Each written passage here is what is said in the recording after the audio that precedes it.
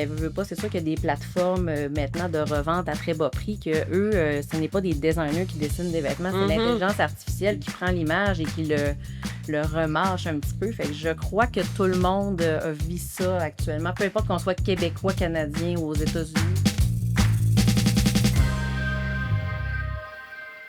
Bonjour Natacha Saint-Gelais, qui est vice-présidente approvisionnement chez Modshop, je crois. Exactement. Frédéric Fontaine, Oui. qui est directeur. Directeur principal, design et direction artistique chez L'Aubenas. Ben merci d'être là. Et Bianca Isso. Pizza. Itzo, hein? Pizza, comme pizza.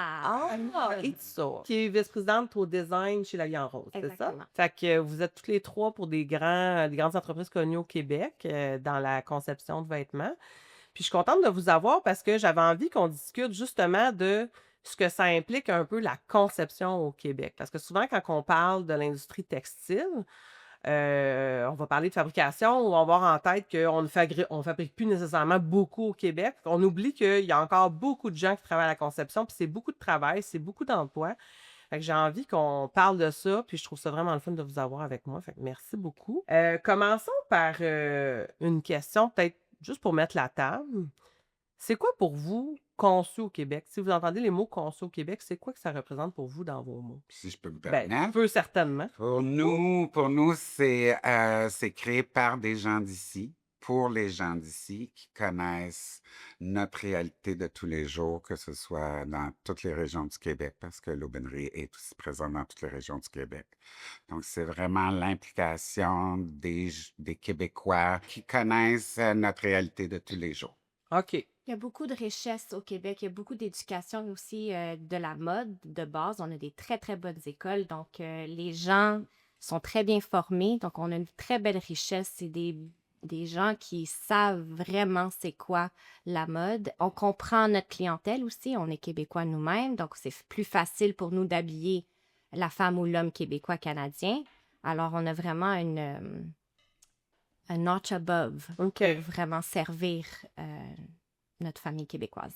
Puis tu as parlé de Québécois, tu as parlé de Canadien, tu as parlé d'ici. Est-ce que pour vous, ce Québécois et Canadien, c'est un peu vos territoires ou principalement? Pour nous, pour l'instant, c'est plus québécois. On est focusé vraiment plus au Québec. OK. L'Internet, c'est sur le site web, nous amène à aller ailleurs au Québec, là, au Nouveau-Brunswick, en Ontario, jusqu'à Vancouver. Ouais. Il y a des plans pour une expansion future. Tu vas nous dire ça en primeur. Mais pour l'instant, on focus sur le Québec et rendre notre site Internet plus performant. De notre côté, ben nous, en fait, c'est vraiment les valeurs, l'authenticité, la bienveillance. Fait que, tu sais, d'être québécois, d'en être fier, oui, d'avoir l'expertise, comme vous disiez, les gens ont du talent, c'est des gens passionnés, ils mettent beaucoup de cœur. Ça se reflète dans nos collections, puis aussi avec qu'est-ce qu'on voit pour répondre aux besoins des clients. Nous, de notre côté, on a beaucoup de magasins en région. On a aussi dans le coin de Sainte-Thérèse, aux alentours de Montréal. Mais aussi, précisons, mais aussi Moncton, qui est quand même une région où on est très présent. Là. Alors, nous, c'est sûr que l'expansion, on parle beaucoup Québec-Canada, parce que, veux pas, on vend en ligne, nous aussi. Alors, c'est vraiment notre segment de marché. D'où ça part la conception? Tu sais, est-ce que c'est un poste qui va initier un peu la conception? C'est une tendance consommateur? Comment qu'on commence un peu à concevoir des vêtements? Ben, je crois que c'est un mélange de tout ça. C'est sûr que tu as les équipes création, mais avant ça, tu as toutes les équipes magasins. Donc, eux qui sont sur le front, qui voient les demandes des clients, qui reçoivent les commentaires des clients positifs ou négatifs. Donc, l'information nous vient beaucoup d'eux pour commencer. Des consommateurs. Oui, des OK. consommateurs, de nos clients ou des franchisés, des propriétaires de magasins. Ensuite, cette information-là, ben, elle nous est partagée à travers des rapports. Moi, comme directeur artistique, je fais plus de la recherche côté tendance. Qu'est-ce qui s'en vient? Qu'est-ce qui est sur le point de disparaître? Qu'est-ce qui est en force? Puis des adapter à nos clients d'ici. Mais ça amène un point qui est intéressant, puis j'aimerais ça juste préciser avant qu'on poursuive. Dans vos fonctions respectives, est-ce que vous avez le même rapport avec le design? Toi, tu es vestibule C'est design? pareil pour moi. OK, C'est moi vraiment qui part le bal, un peu comme OK, il vient d'expliquer, mais effectivement, on a une relation aussi très, très, très proche avec nos magasins. C'est super important pour nous. On fait tout le temps des post-mortem, on fait tout le temps des feedbacks. Tu sais, on les prend vraiment à cœur, tout ça. Et c'est ce qui fait notre force aussi pour présenter une collection future, pour vraiment, non seulement on les écoute, mais on veut aussi proposer qu'est-ce qui leur manque ou les exciter avec quelque chose de nouveau.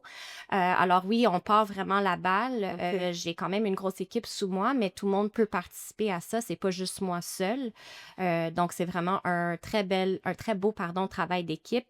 On demande même aux acheteuses. Donc nous, on travaille en collaboration avec les achats.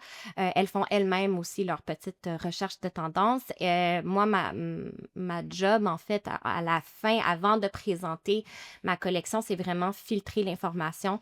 Je retiens ce qui est important à garder. Je présente ce que je pense qui va être le futur et je discarte, comme il a mentionné, c'est du passé, on va passer à autre chose. Mais c'est vraiment, on a une très belle équipe en place qui fait la recherche. On fait non seulement une recherche de marché en ligne, mais on voyage aussi. Tu sais, on se Oh permet ben, de oui. voyager 2 fois par année. Ça a Mhm. diminué depuis la COVID. C'était beaucoup plus avant. Mais on a des outils en place maintenant qu'on n'a plus besoin de voyager autant. C'est tellement plus accessible que dans le passé. Donc, c'est vraiment à notre faveur. Et on permet de combiner les deux. Puis, on fait 2 gros voyages, un plus en automne, un peu plus en été. Puis on est capable de se servir à l'année longue de tout ça. Puis on a un gros closet qu'on appelle un garde-robe Ouais. Alibaba, où est-ce qu'on collectionne tous nos vêtements qu'on a achetés à travers mon père. Moi, j'ai pris la relève de mon père. Pour vrai? Alors, c'est mon père qui a OK. commencé ça. Il y a des échantillons que je me souviens quand j'étais toute petite qu'il avait achetés, donc ça fait au-dessus de 30 ans. Là. Puis on les utilise encore. La mode, c'est cyclique. Tu parles d'équipe. Est-ce que vos équipes, dans le fond, ont des tailles différentes, c'est sûr, là, mais c'est quoi les principaux corps de métier dans le design? Ben, en fait, dans le design, ben, c'est sûr qu'on a les designers, il y a les gens qui sont plus à la production, au sourcing de matière, à la recherche de matière. Nous, on travaille un petit peu plus, comment je pourrais dire, en grande synergie. On a OK. l'équipe d'achat, approvisionnement, qui est les acheteurs, justement, qui déterminent avec les analyses les besoins des clients en parlant aussi avec les magasins. Ils travaillent énormément avec les designers. Alors, il y a des recherches, des veilles concurrentielles, de s'assurer aussi que on a ce que le client demande, mais dans le marché, on suit les équilibres de prix aussi, bien sûr. OK. Et par la suite, ben, on a les gens qui sont vraiment en suivi de production en mesure, que c'est pour les prototypes, puis s'assurer d'avoir une production qui est conforme aux besoins. Fait que c'est vraiment les grands segments de métier, là. OK. Puis, dans le fond, dans les 3 cas, vous écoutez vos clients, vous écoutez les magasins, j'entends beaucoup ça. Mais comment qu'on apporte un regard critique et complémentaire? Parce que, tu sais, je suppose qu'on peut avoir des demandes parfois un peu discutables, Farfelu, disons. un peu Non, non, de la mais... sorcellerie, là, Ben, de la magie noire. ou quelque chose qu'on dit, ben non, tu sais, ça marche pas, tu sais. Comment qu'on fait l'équilibre entre la critique puis ce qu'on veut plaire, là, comment qu'on conjugue ça? Et moi, j'aime dire que dans les approvisionnements, souvent, puis dans la mode, il y a le bout de l'instinct, puis il y a le bout de l'analyse. Effectivement, Il y a le volet de cartésien. Si on a juste la personne très cartésienne qui a Ouais. absolument besoin de chiffres, parfois on s'y perd. Puis s'il y a juste l'instinct, ben parfois c'est encore plus dangereux parce on peut aller trop loin. Fait que c'est OK. d'aller dans l'équilibre de tout ça. Fait que de se dire qu'est-ce qu'on peut évaluer, mesurer, qu'est-ce qu'on voit qui se dessine, puis c'est pas pour tout le monde. Il y a des gens qui ont un petit peu plus d'aller en magasinage ou en shopping, comme tu mentionnais, d'aller en recherche à l'extérieur, puis de faire ouh, tu sais, on commence à voir telle teinte qui semble se dessiner. Alors, tu sais, c'est vraiment de pouvoir faire la mesure entre les deux. Fait que, tu sais, c'est vraiment avec beaucoup de brainstorm, en connaissant ses clients, puis en ayant des analyses, puis des choses qu'on peut regarder, là. C'est un équilibre de tout ça. Il y a des outils qui existent aussi. Il y a des logiciels ou des plateformes qui font un pré-magasinage, un pré-mâchage des tendances. OK. Par contre, il faut faire attention parce que tout le monde se sert un peu de ces plateformes-là. Fait que là, parfois, on se rend Comment qu'on compte se qu'on a un peu différencie? toujours la même chose, puis c'est difficile de se différencier. Puis il y a aussi des gens sur les réseaux sociaux qui sont des gens qui font des tournées de magasins puis qui mâchent un petit peu plus aussi les tendances, mais encore là, il faut être prudent, là. Fait que c'est vraiment un amalgame de tout ça. OK. Dans notre cas, on n'utilise aucun outil, on le fait vraiment tout à l'interne. Et si je peux rajouter un petit peu à ce que tu viens de dire, c'est le PIF, right? C'est notre instinct qu'on doit écouter, notre gut feeling à l'intérieur, que on le sait d'avance, ah, ça va être un flop. Ou on le sait d'avance, oh, ça, je pense vraiment que ça va être un succès. Des fois, on a raison, des fois, on a tort, évidemment. On n'a pas une boule de cristal, mais on doit vraiment s'écouter et l'influence aussi. Influencer ceux qui sont autour de nous, les embarquer, voir leur réaction. Si la réaction est forte et elle est bonne, ben je pense qu'on a quelque chose de très bien à présenter. Si la réaction est un petit peu plus négative, ouf, faut que je me re-questionne. C'est-tu un focus D'accord. group? Souvent, on est comme des vendeurs. Pour vrai, OK. Oui, c'est Nous, Ouais. il faut vendre, il faut y faire, Faut les exciter. faut les exciter, il faut qu'ils y croient eux aussi pour l'acheter puis avoir un bel investissement derrière l'idée. Si on ne réussit pas à leur vendre l'idée à nos acheteurs, à ceux qui signent la commande à la fin, ben ils l'achèteront pas. OK. Donc le travail il sera pas nécessairement accompli. Puis l'année d'après, ben ils vont venir puis comment ça on n'avait pas ça. Mais- Comment ça on n'avait pas ça? Puis là, on va leur dire, ben, on vous l'a présenté l'année dernière. Mais on leur vend avec la portion instinct ou la portion plus analytique? Les deux. Ouais, Ah, c'est je te une dirais. combinaison. Ouais. Ouais. Et visuel, c'est très important Mhm. pour tout le monde. Il faut le voir pour y croire, souvent. Donc, c'est pour ça que nos super voyages de shopping, Eux autres, tout vous en faites, là. Ah, oui, c'est pratique commune à travers l'industrie, je te dirais. Partout Ouais. où j'ai travaillé, on a voyagé. Nous, on voyage encore un peu plus parce qu'on a 13 différentes catégories qu'on développe tous. Donc, je peux pas aller acheter des manteaux d'hiver et des maillots de bain en même temps. Ça marche bien. Ça peut. Difficile. C'est plus difficile, Oui. disons. Donc, on voyage plus en commodité.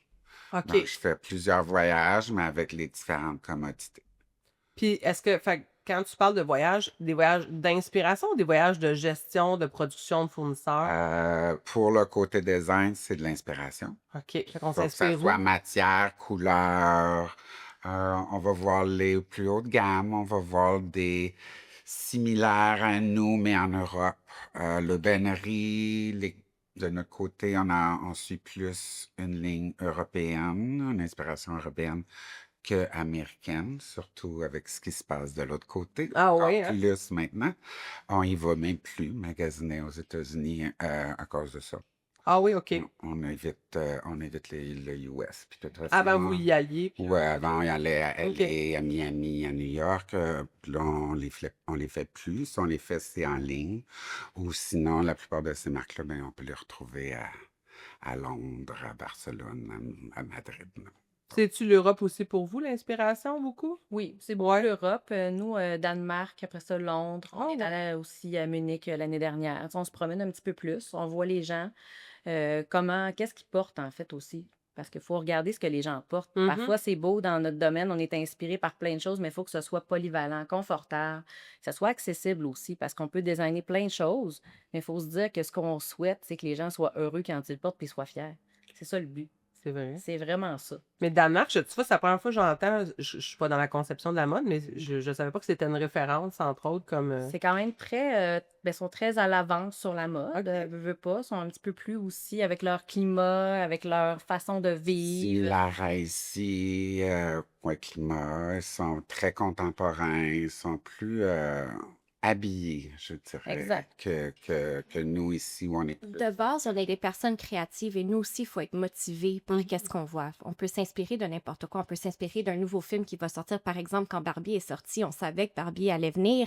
Tout le monde s'est lancé dans le rose. Et si on l'aurait pas fait, si on l'avait pas fait, ça aurait été une Ouais. erreur. Fait qu'on peut s'inspirer de n'importe quoi, de l'art, des films, de la musique qui s'en vient.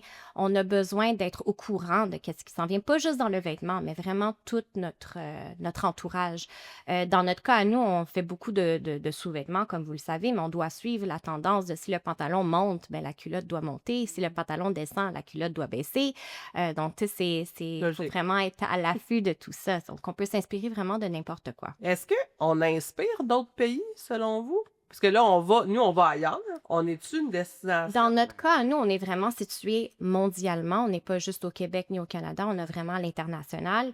On le sait qu'on se fait regarder de partout. Ça, c'est sûr.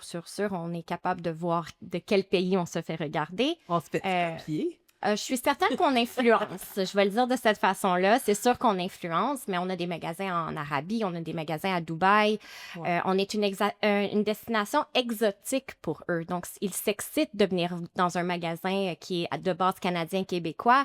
C'est excitant pour eux, c'est nouveau. On est maintenant même aux États-Unis. Notre clientèle, elle est présente. Mhm. Donc, c'est sûr que oui, on se fait regarder. Ça, c'est sûr et certain. Tantôt, tu parlais de voyage aussi pour, tu sais, de notre côté, on va aussi, ben, en fait, moi, j'y vais, mais aussi une partie de l'équipe pour aller voir la production, Les fournisseurs. s'assurer de la conformité, s'assurer que les gens sont bien traités, tu sais, qu'on Ouais. voit que ça répond à nos valeurs. Fait que, tu sais, il y a vraiment des voyages aussi de recherche, Oui, aussi, ouais. mais aussi dans des C'est des secteurs de équipes marché de différentes, ouais. tissu, de pouvoir voir, de pouvoir aussi aller voir les productions, de s'assurer que c'est conforme, puis de pouvoir aussi aller trouver des nouvelles matières parce que veux pas, c'est une plaque tournante. Fait que des fois, il y a des nouveautés là-bas aussi qui sont avant même d'être développées dans d'autres pays, qui sont déjà faits là. C'est un élément important, effectivement. Puis pour l'inspiration, on va dire, ou la copie, ben veux pas, c'est sûr qu'il y a des plateformes maintenant de revente à très bas prix que eux, ce n'est pas des designers qui dessinent des vêtements, c'est Mhm. l'intelligence artificielle qui prend l'image et qui le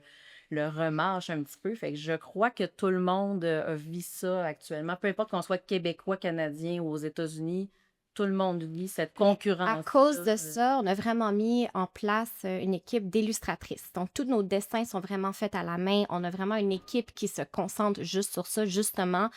On a été vraiment capable de trouver notre propre ADN, vraiment fournir vraiment ce que le consommateur et notre cliente, on la connaît très bien, notre cliente. Donc, en faisant ça, on est capable de vraiment diriger les équipes et vraiment créer un produit qui est très unique, très spécifique à la vie en rose. Et c'est une équipe qui s'amuse, là. Elle dessine, ces 4 filles maintenant, elles dessinent à journée longue. Puis c'est magnifique ce qu'elles sont capables de faire. Donc, c'est une richesse aussi qu'on a que...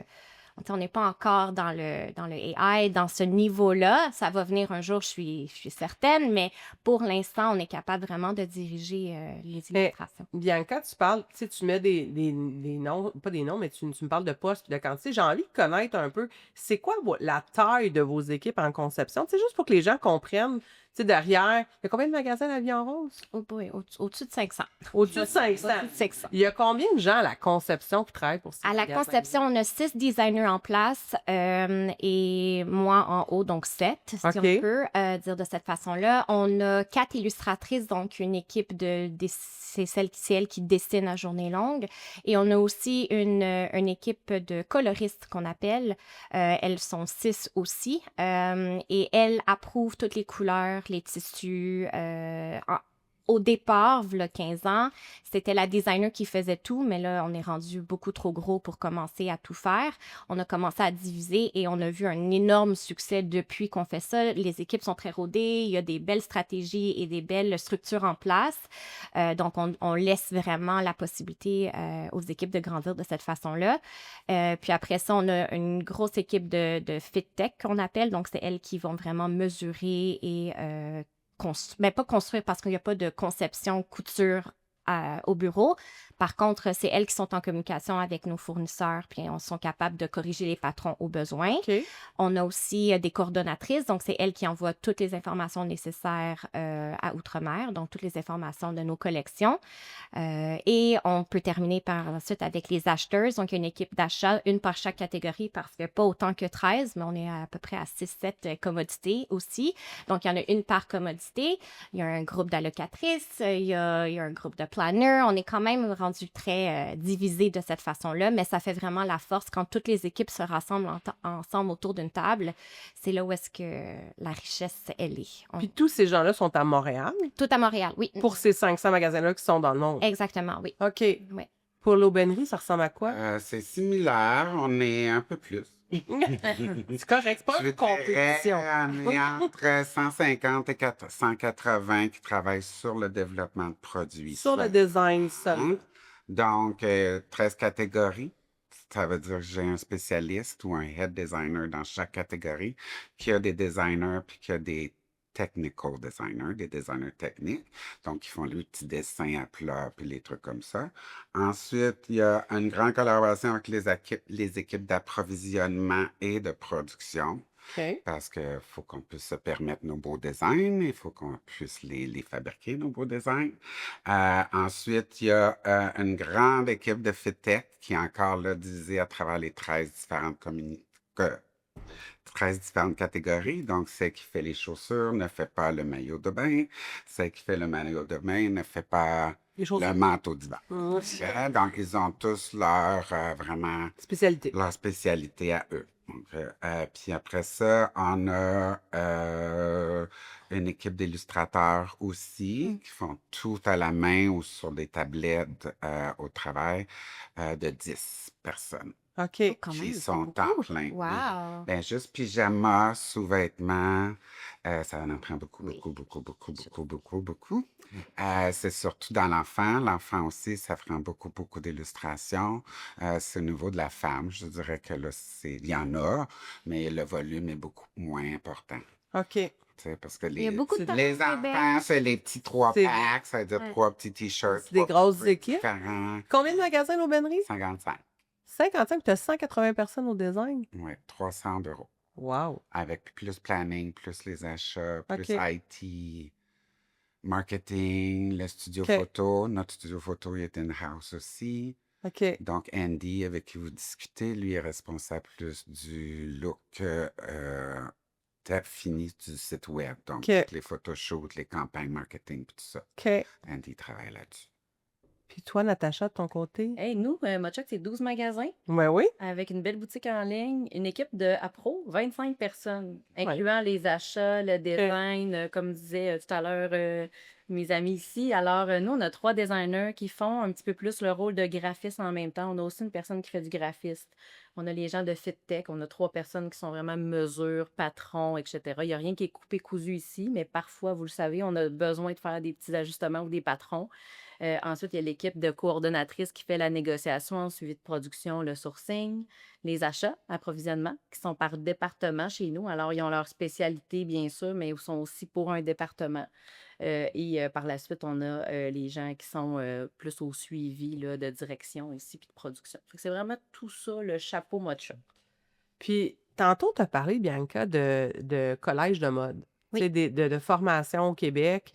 Est-ce que les gens qui viennent chez vous, c'est en général des gens qui vont sortir des écoles de mode? Est-ce que c'est encore un chemin plus classique? La plupart, oui. Moi, j'en suis preuve de. J'ai étudié au cégep Marie-Victorin. Ouais. Puis par la suite, je suis allée à l'UQAM finir mon bac en mode. Donc, je fais partie de ces statistiques-là. La plupart de nos employés, oui, viennent d'une école. Il y a aussi d'autres écoles à l'extérieur de Montréal. On accepte beaucoup de stagiaires aussi qui, des fois, elles nous surprennent et on engage pour le futur. Donc, oui, la plupart ont étudié OK. en mode. Même chose pour vous? Oui, ben, avec la vie en rose aussi, on supporte le concours au Collège Marie-Victorin Ouais, OK. chaque année. Donc, on donne des prix Oui. à différents. À la relève. À la relève, dont l'aubainerie remet 3 prix, dont un stage de 3 mois. Puis à date, après 3 mois, il reste toujours à temps plein. Wow. Donc oui, on est ouvert à la relève. Moi aussi, je suis un produit des écoles du Québec, Pour vrai, mais aussi? du Collège La Salle. C'est correct. Ben, toi, as-tu les Profil vécu? atypique, ouais. En fait, oui et non. C'est sûr qu'en région, il y a moins de gens. Oui, parce que Euh, vous autres, vous êtes à Alma. Exact. En C'est- fait, c'est- on a le siège social est à Alma. C'est Nous avons ça. aussi un bureau qui est à Lévis. Fait que quand même, on est dans la région de Québec. Alors, on a des gens de Québec, là. Fait qu'il y a d'autres domaines aussi qui sont dans ce secteur-là. Et à Sainte-Thérèse. Fait qu'on a quand même de l'option. Il y a des gens. Est-ce que c'est facile? Toujours non, parce que veux pas, il y a beaucoup de collaboration aussi et de travail à distance qui peut un petit peu donner de difficultés. Mais sinon, les gens se déplacent, voyagent, fait que c'est quand même très faisable, on va dire ça comme ça. Moi, je ne suis pas issue de l'école de la Non. mode. Je suis une moldue de la mode de départ, mais maintenant une passionnée.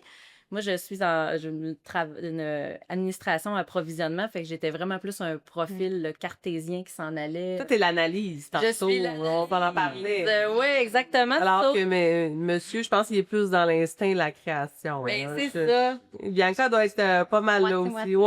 Ouais, j'aurais dit ça aussi. Moi, je suis un moitié-moitié aussi, Ok. mais c'est sûr que je suis plus drainée fortement de mon profil analytique, de planifier puis de m'assurer qu'on remplit vraiment le besoin pour notre client. Ça n'en prend des gens comme ça. Fait que c'est sûr que moi, je ne viens pas du domaine, puis j'ai envie parce que je trouve ça vraiment super. Des fois, je me disais, je pourrais y retourner pour le C'est fun. eux qui nous donnent nos listes d'épicerie. Ben, Oui, exactement, mais je suis un entre-deux, je vais dire, de tout ça. Mais moi, je viens d'administration finance. C'est Ben, mon c'est- background. on a tous des défauts. C'est pas vrai. C'est pas vrai. C'est mon petit côté plat. Des fois, Ça n'en prend. j'aime mieux dire que je suis bien drôle, puis j'aime la mode, j'ai beaucoup d'instinct, mais mon côté rationnel est quand même très présent. Mais tu sais, tantôt, tu as parlé, Bianca, d'instinct. Tu sais, Oui. Mais comment qu'on. Parce que ça, l'instinct, on l'a ou on l'a pas, là. Je veux dire, ça se travaille peut-être un peu, mais comment qu'on peut déceler ça quand on engage des gens au design? Comment qu'on fait ça? Ça se voit. Ça se voit en conversant. Je veux dire, ils ont un portfolio, tout le monde a un portfolio, tout le monde a un bagage. Suffit juste de commencer une discussion, puis tu peux déjà voir comment la personne réagit, comment la personne répond. À la Vie en Rose, on aime aussi faire passer un petit test in-house, vous aussi, ouais, où est-ce qu'elles viennent. Ben, je dis elles, mais ça peut être ils, Oui, évidemment. Ils viennent 3 heures à peu près dans nos bureaux. C'est une excellente façon pour la personne aussi de voir notre environnement. Déjà là, si elle rentre dans un bureau, puis oh mon Dieu, je déteste qu'est-ce que je vois, ça sera pas un bon fit. Habituellement, on cherche quelqu'un qui, dès qu'elle rentre dans la bâtisse, il y a une connexion, il y a une appréciation. Déjà là, ça part bien. Suite au test, on est capable de voir aussi... on donne pas des items très précis. C'est un test qui est un petit peu plus flou et ça sert justement à piquer la curiosité de la personne, voir jusqu'à quel point qu'elle peut sortir outside, tu sais, penser outside of the box. Désolée mon anglicisme.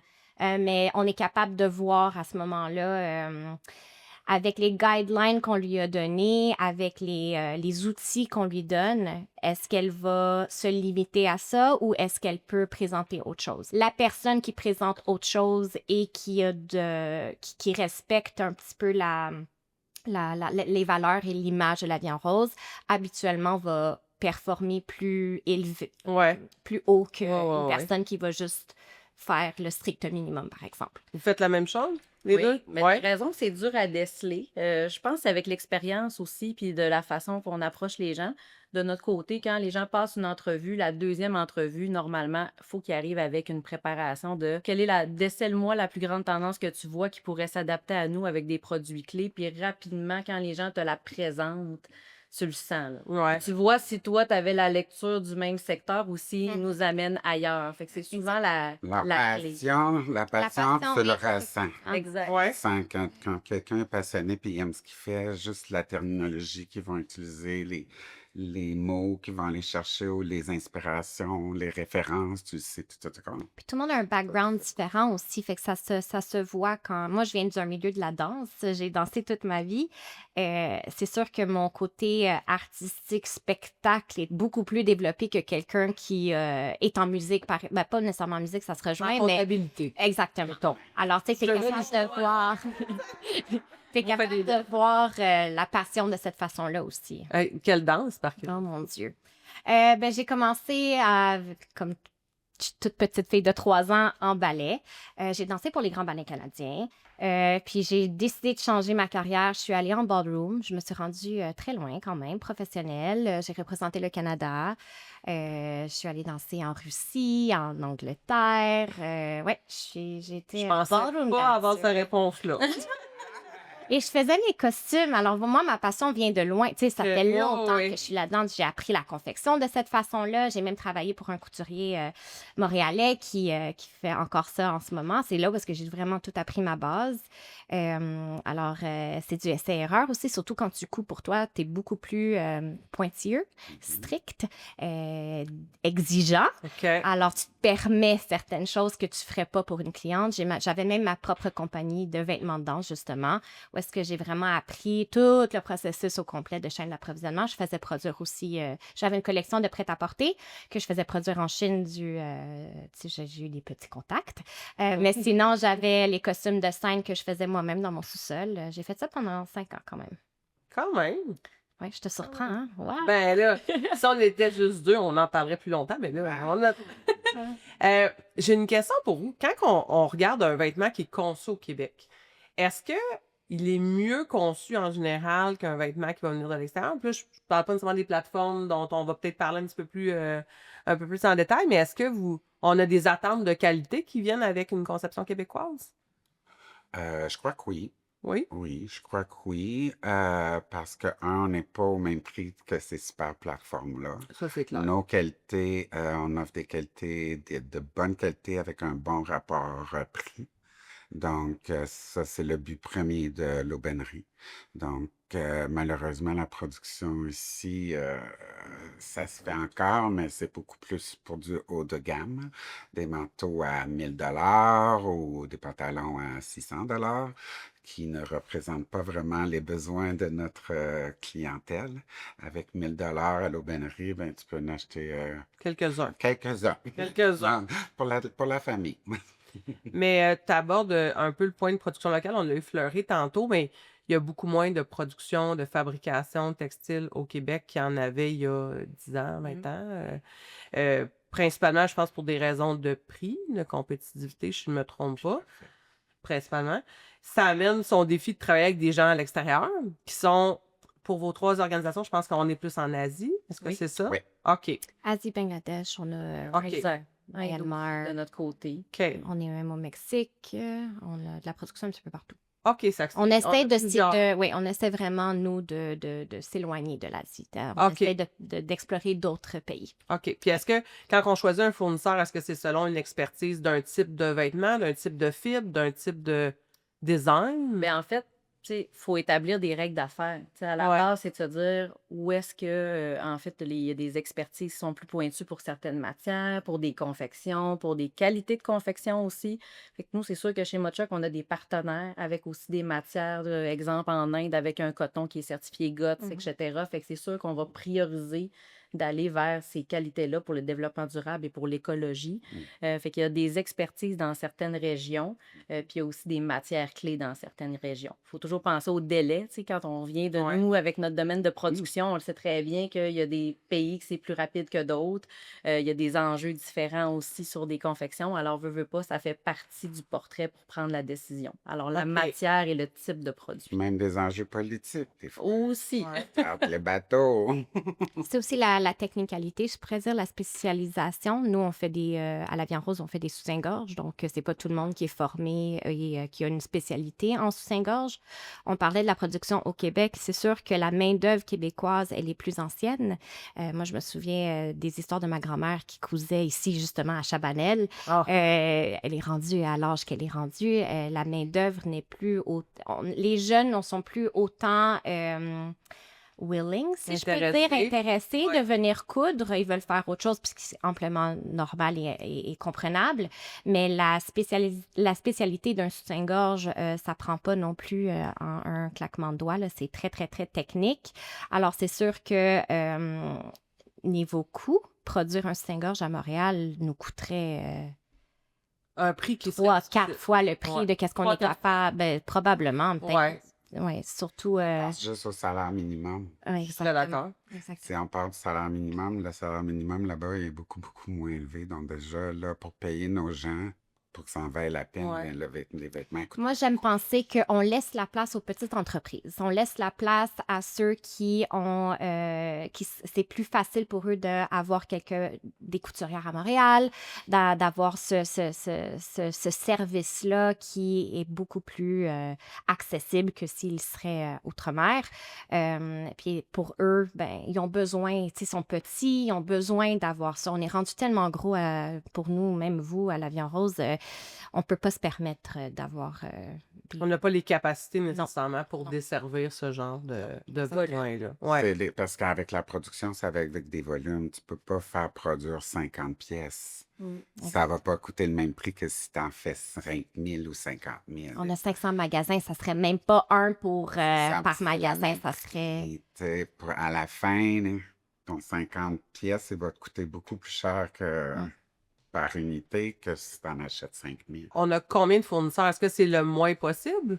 Ou, Ben, de notre côté, c'est comme ils ont toutes leurs spécialités. Ouais. Même mon producteur de bottes de pluie, il fait pas les bottes d'hiver. OK. Le producteur qui fait l'enfant fait pas nécessairement de la tuque parce que l'enfant, ça vient avec une série de régulations et de lois canadiennes qui sont pas nécessairement les mêmes aux États-Unis ou en Europe. C'est pour ça aussi que quand ces gens-là, il faut importer des trucs d'ailleurs, ben les normes canadiennes, ils sont pas nécessairement respectées. Tandis que OK. chez nous, toutes les normes canadiennes sont respectées à la lettre. Je suppose que c'est le cas de vos Mais deux c'est Oui, organisations aussi. vraiment ça. aussi. Nous, ça fait 40 ans. On fête nos 40 ans cette année. Ça fait longtemps qu'on a certains fournisseurs qui sont avec nous, plus que 30 ans même. Donc, on a créé ces relations-là. Ils nous ont suivis toutes ces années. Ils étaient petits quand nous, on était petits. Maintenant, ils sont rendus gros parce que nous, on est rendus gros aussi. Alors, c'était vraiment une très belle collaboration entre les deux. Tu sais, on a pu s'entraider puis vraiment devenir J'allais dire le même mot que toi, d'avoir du avoir succès. succès, les deux parties. Donc, tu sais, veux pas, ça devient des coéquipiers. Ça devient Ouais. des partners, exactement. Puis on grandit ensemble.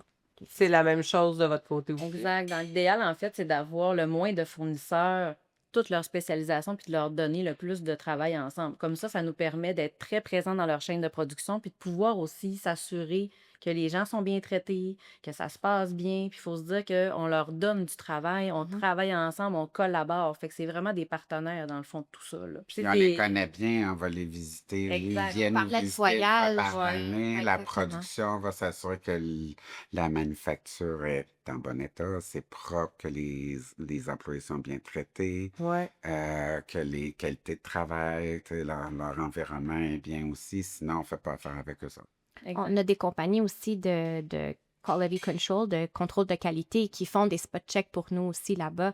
Donc, on s'assure vraiment, puis il y a des contrats qui sont signés, il y a des rapports qui sont sortis. Donc, on s'assure vraiment que tout est fait selon les règles québécoises. Puis le relationnel avec nos fournisseurs, c'est l'équipe du design qui entretient ça ou c'est d'autres gens dans l'entreprise? C'est plus la production. Ouais, Oui. la production. Une équipe de production, une équipe d'importation, veut pas, design, dans notre cas à nous, j'imagine que c'est la même chose pour vous. On a une relation de base avec nos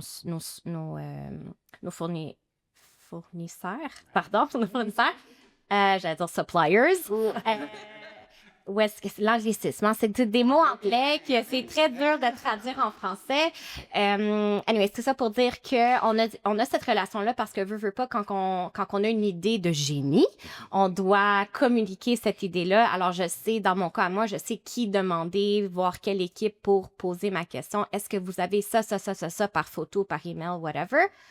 Donc, on a quand même cette relation-là. Quand ils viennent nous visiter, veut pas, on se présente. C'est très important, Ils viennent nous visiter aussi? Oui, OK. Oui. autant que nous, on va là-bas, eux OK. viennent ici. On le fait au moins 2 fois par année. Donc, on essaie vraiment de garder cette relation-là. Donc, OK. mais pour répondre à la question de base, c'est plus l'équipe d'importation qui va vraiment communiquer à tous les jours OK. avec nous.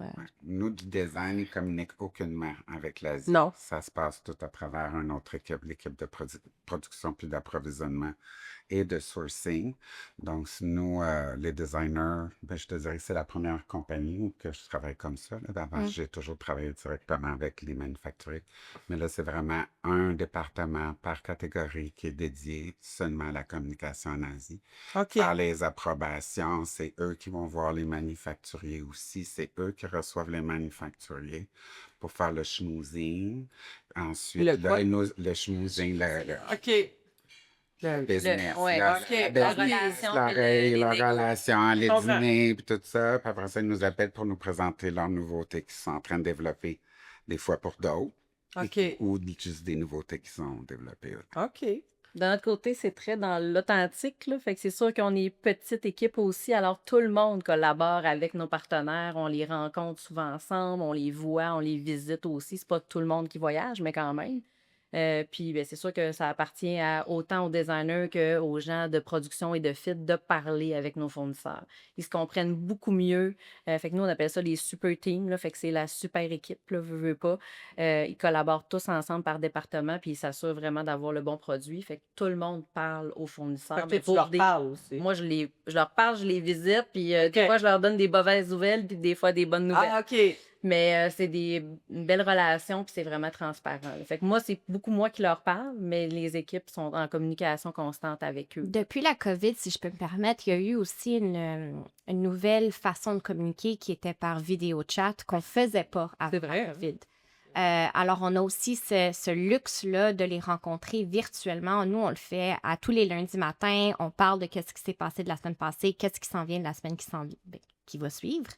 Et ils nous présentent aussi beaucoup de nouvelles idées, beaucoup de nouveaux vêtements par vidéo chat. Ça nous permet aussi d'éviter un voyage où est-ce qu'on doit se déplacer en Chine, par exemple. Donc, on fait tout virtuellement. On sélectionne nos vêtements par vidéo. Évidemment, des fois, on a des surprises parce qu'à l'écran, ça paraissait très doux, mais quand on le reçoit, c'était pas du tout le bon tissu.